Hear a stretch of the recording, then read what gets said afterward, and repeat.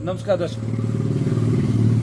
जिस प्रकार से जम्मू कश्मीर के विधानसभा चुनाव हुए थे और हर एक क्योंकि संपन्न हो चुके हैं, अब इंतज़ार किसका है कि 8 तारीख का जबकि विधानसभा चुनाव जो जम्मू कश्मीर के अंदर हुए उनका रिजल्ट निकल के सामने आएगा।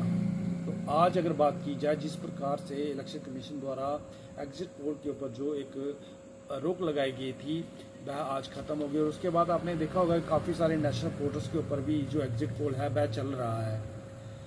तो कहीं ना कहीं अगर बात की जाए तो भारतीय जनता पार्टी जम्मू की अगर बात करूं तो जम्मू में एक बड़ा राजनीतिक दल बनकर उभर रहा है और जब कश्मीर डिवीज़न की बात आती है तो वहाँ पर नेशनल कॉन्फ्रेंस और कांग्रेस का जो अलायंस है वहाँ पे बड़ा राजनीतिक दल निकल के सामने आ रहा है, जी अनुमान जो है दिखा रहा है।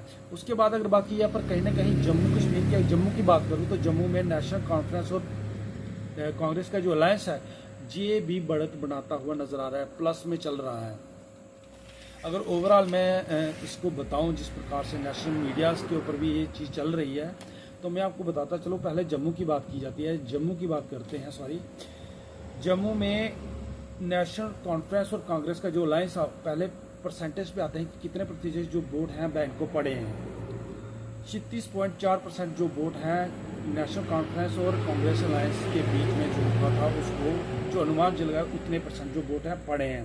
उसके बाद भारतीय जनता पार्टी की अगर बात की जाए तो लगभग 41.3% वोट जो हैं वह इनको पड़े हैं। पीडीपी जो है उनको लगभग जम्मू की अगर बात की जाए तो 4% के करीब जो वोट है अनुमान जो है पड़े हैं। अदर्स की अगर बात की जाए जम्मू की तो जहां से लगभग एक सीट के करीब जो है वह सीट जो आती नजर आ रही है जो एक अनुमान है और 17.9% जो वोट हैं अदर्स को पड़े हैं।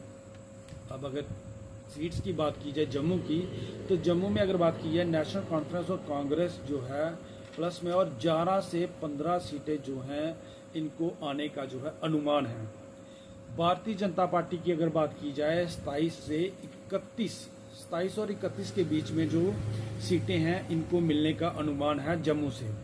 और पीडीपी की अगर बात की जाए 0 से 2 सीटें जो हैं इनको मिल सकती हैं, ये अनुमान जो है लगाया जा रहा है।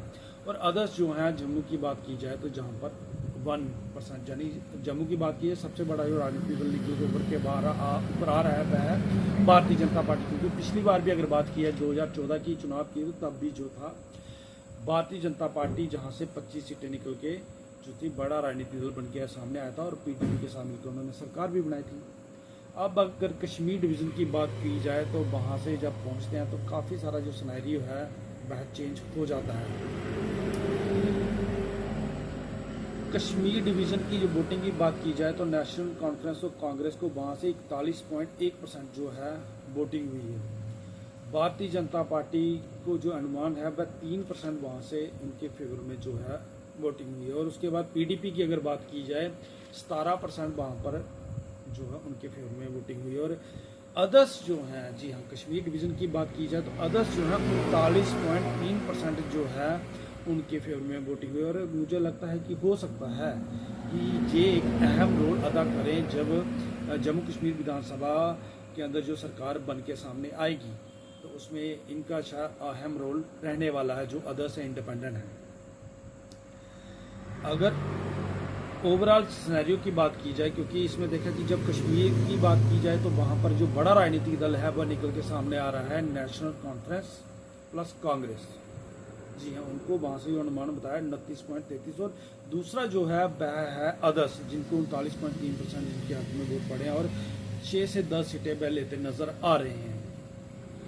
अगर वोट परसेंटेज को जम्मू कश्मीर का अगर जोड़ के देखा जाए तो वहाँ पर लगभग जो है सिनेरियो थोड़ा चेंज हो जाता है। वहाँ पर नेशनल कॉन्फ्रेंस और कांग्रेस का जो अलायंस है उनको लगभग 38.7% जो वोट है उनकी फेवर में हुआ दिखता है। और भारतीय जनता पार्टी के 22.9% क्योंकि प्रेडिक्शन रहती है जो एग्जिट पोल जो है एक प्रेडिक्शन रहती है कि क्योंकि सी वोटर से जो बातचीत की जाती है यानी कुछ लोगों से इसकी राय ली जाती है अलग अलग क्षेत्रों से, तो फिर उसके बाद एग्जिट पोल जो है तैयार होता है, पूरा प्रिपेयर होता है, जिसमें कि भारतीय जनता पार्टी 22.9% जो है उनके वोटिंग उनको हुई है। और पीडीपी की अगर बात की जाए तो 10% और अदर्स जो हैं 28.2% उनके फेवर में जो है दिख रहा है।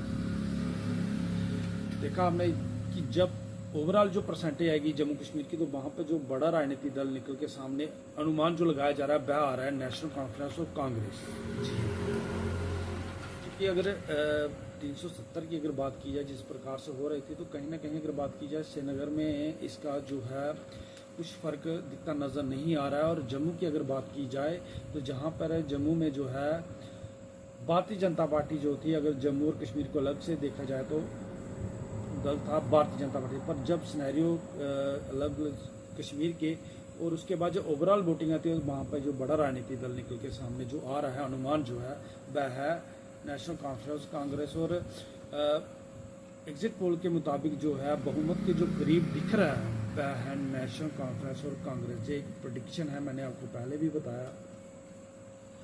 अब ओवरऑल अगर बात की जाए तो 46 सीटें चाहिए विधानसभा चुनाव में सरकार बनाने के लिए। अलग अलग राजनीतिक दल हैं, अलग अलग जो राजनीतिक दल हैं वह अपना पक्ष रख रहे हैं। अगर भारतीय जनता पार्टी की बात की है, उनका कहना है कि हमारी सरकार बनेगी, हम 50+, क्योंकि उनका स्लोगन भी था।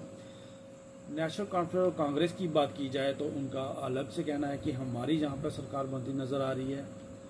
पीडीपी जो है उनका थोड़ा सा ग्राफ गिरा है, क्योंकि लास्ट जो 2014 का जो विधानसभा चुनाव हुआ था उसमें जो भारतीय जनता पार्टी और पीडीपी ने मिलकर जो थी सरकार बनाई थी जम्मू कश्मीर के अंदर। और उसके बाद आपको पता है कि किस प्रकार से घटनाक्रम कड़ा, फिर उसके बाद जो समर्थन था भारतीय जनता पार्टी ने वापस लिया और फिर गवर्नर उसके बाद जम्मू कश्मीर में 370 और 35A को हटाया गया था। काफ़ी सारे चेंजेस हुए और उसके बाद काफ़ी लंबे अरसे बाद 10 साल बाद जो विधानसभा चुनाव जो थे जम्मू कश्मीर के अंदर जो थे हुए हैं।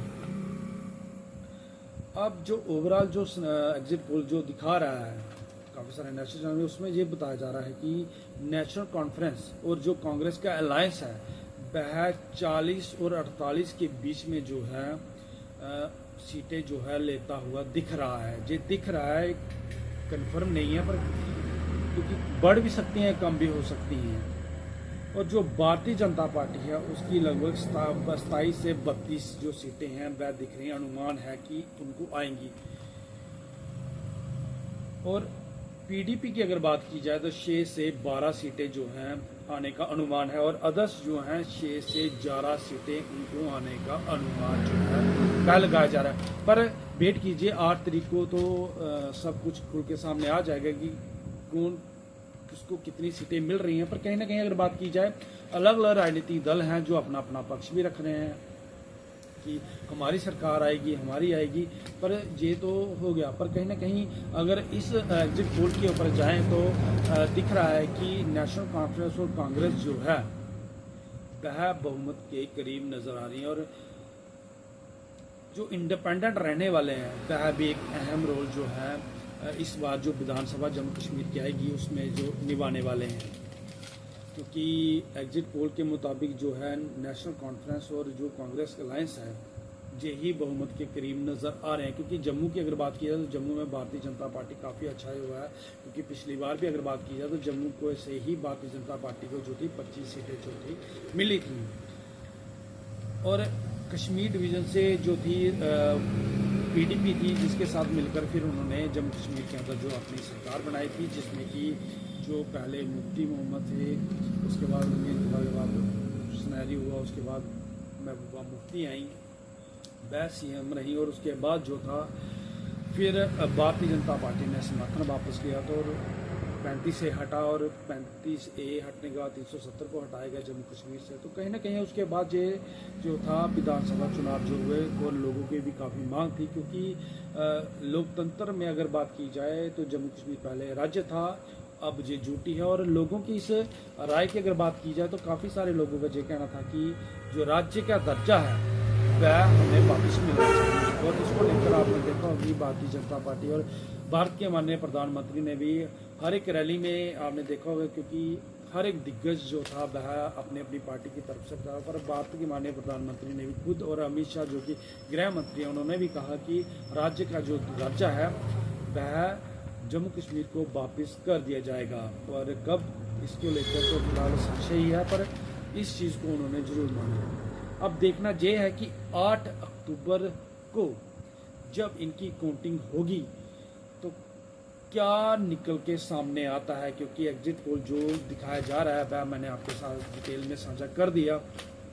अब इंतज़ार कीजिए कि 8 अक्टूबर को जब ईवीएम में जिन लोगों की किस्मत ये कैद है, जो उन्होंने विधानसभा चुनाव लड़े थे, और 46 जो है विधानसभा सीटें चाहिए अगर आपको अपनी गवर्नमेंट फ्रेम करनी है। तो अब देखना ये है कि एग्जिट पोल में तो हमने आपको बता दिया कि किसकी सरकार बनती नज़र आ रही है, और 8 अक्टूबर को जब रिजल्ट आएगा तो उसमें किसकी सरकार निकल के सामने आती है, उस दिन का इंतज़ार कीजिए।